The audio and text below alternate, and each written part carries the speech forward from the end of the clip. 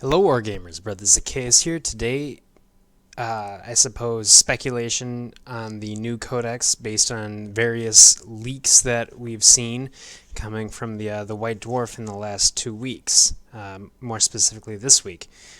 And I have to say that, for one, I am excited because some of the things that have been leaked, a lot of people haven't liked so much as far as Blood Angel players go.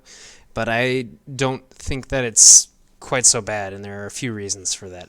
I'm going to start with the Sanguinary Guard, who are, in my opinion, the weakest models in the Blood Angel army with the 5th edition Codex. That wasn't the case in 5th edition, but when 6th edition rolled around, I believe that became the case.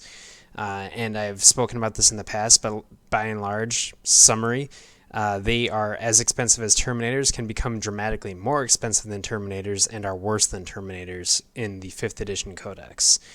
They were not worse before, but with the 6th and 7th edition general rules, they are. So that's where they currently stand. In the upcoming Codex, it looks like they're going to be getting nearly or roughly 30% cheaper, which is a huge deal.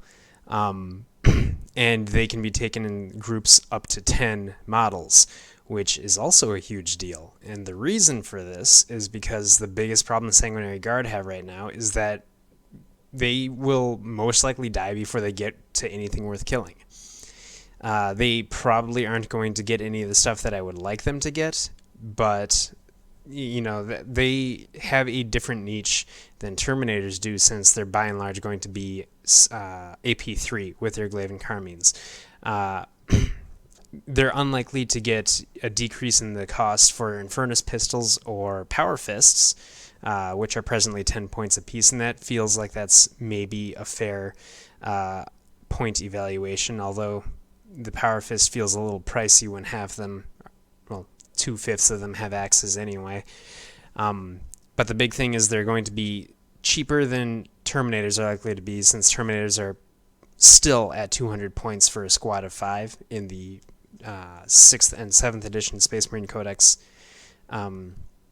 So they're probably going to stay exactly where they are. The Sanguinary Guard are cheaper now, so their mobility, I believe, has been acknowledged to not be as strong of a trait as it maybe was determined in 5th edition, when they could get to things faster and carve them up like there's nothing to it. So I'm really excited about that. On the topic of Terminators, there is an image leaked that it either has completely different Terminators with a banner and stuff that looks like it's been sculpted, or they're using Space Hulk Terminators, but it's difficult to tell based on the resolution.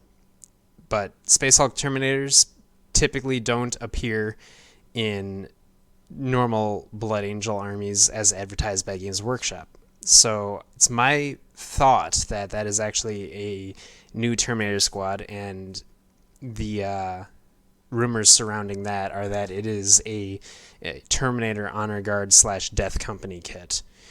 And the thought of having Death Company Terminators is obviously really appealing. Honor Guard Terminators also cool. And if they, depending on their loadout options or rules, they could actually have a place in a Blood Angel army. It's hard to say since we don't know anything about it, but still, the thought is appealing, and I really hope that that is actually the case. Even if they're not usable, the models would be very cool. Next thing is the Furiosa Dreadnought has been sort of a subject that is being lamented by some Blood Angels players. I wouldn't say all. And the reason for that is because the Furiosa Dreadnought and the Death Company Dreadnought have two of the weirder war gear options for the Blood Angels, being the Magna Grapple and the Blood Talons. And I've spoken about the Blood Talons in the past. I don't remember if I spoke about the Magna Grapple.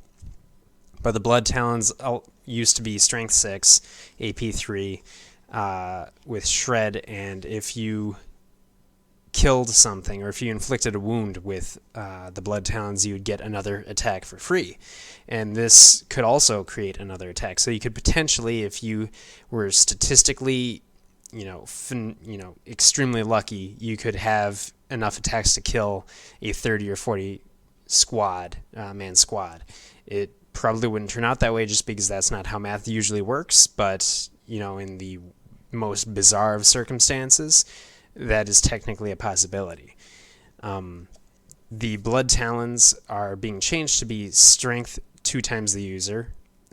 So they're going to be strength 10, like the Blood Fists, which are just Dreadnought close combat weapons. AP 2 with specialist weapon and shred. No, I killed something, let's kill another thing special rule whatsoever. So this is being reduced to essentially a slightly better Dreadnought close combat weapon. And I'm thinking that is just going to be the baseline Furioso and Death Company Dreadnought weapon. That's just where they're going to sit. I'm hopeful that they are either going to increase the number of attacks the Furioso and Death Company Dreadnoughts have, or give them a special rule that allows them to get, say, another attack for each wound inflicted, and that attack cannot spawn another attack.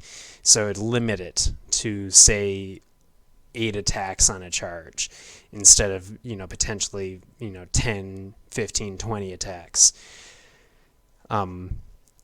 But overall, it's the Blood Talons never changed the meta back when the Blood Angels were a good army, and that didn't, make a dent whatsoever that anybody really cared about in 6th and 7th edition. So its removal doesn't feel necessary, but at the same time, I understand why the thought of having potentially limitless attacks, would deter people from letting that rule continue. The other thing is the Magna Grapple, which is probably the most, at least as far as I know, the most unique Space Marine war gear in Warhammer 40k. The reason for that is because as it is currently, it is a strength 8 attack from 12 inches with AP2, and it's heavy 1 that only Furioso and Death Company Dreadnoughts can take. Furioso Librarian and regular Dreadnoughts cannot take it. And it will give you essentially a chain to drag vehicles toward your Dreadnought. It is not incredibly likely to work against something that's really worth using it against, but the thought of dragging a vehicle toward you was really cool. And I don't think that there's anything else that can displace vehicles quite like that. If there is, I'd love to hear about that. Leave it in the comments. But that, I think, is a very cool piece of war gear. It's not particularly usable, but it is. I really like the way it currently functions. What they did to it is giving you the move through cover special rule instead of that, which is nowhere near as cool. And it kind of brings the Dreadnought swinging through the trees like Tarzan sort of image to your head. But that is followed up with a squad of models that includes a Magna Grapple, gets to reroll charge distance against vehicles. So the first sentence says a unit with a Magna Grapple has moved through cover.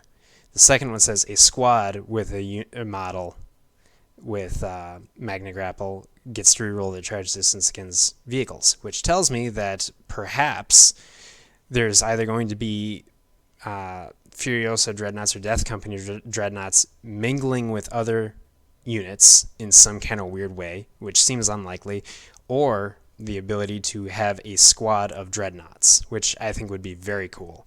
It wouldn't, necessarily be that awesome, but I think that being able to take multiple Dreadnoughts with only one slot on the Force Organization chart, even with the ability to take multiple detachments, is very cool, and it really kind of does fulfill the Blood Angels have, the greater availability of dreadnoughts that I have always kind of liked about them. The dreadnought options are all over the place. You've got 4 different dreadnoughts in a Blood Angel army, and being able to take them in a squad is incredibly appealing to me. So that's something that I'm really, really hoping is the case. It probably won't be, but even so, the phrasing of that particular rule is interesting enough that I'm really quite hopeful about it.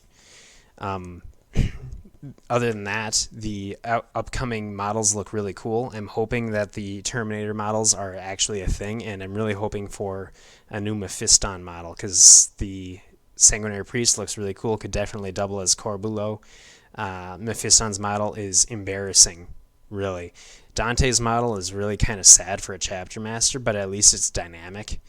Mephiston is standing there with a sword coming out one side and a pistol coming out the other, and that just really doesn't make sense for a character that is essentially a Space Marine demon prince. So hopefully that will come up. But if you've got anything to say about rumors that you've seen or anything that you would like to see, please leave it in the comments below. I will attempt to address them in, comment form if possible. If not, if we have enough comments, I will potentially do the next video addressing those as well. So until next time, happy wargaming.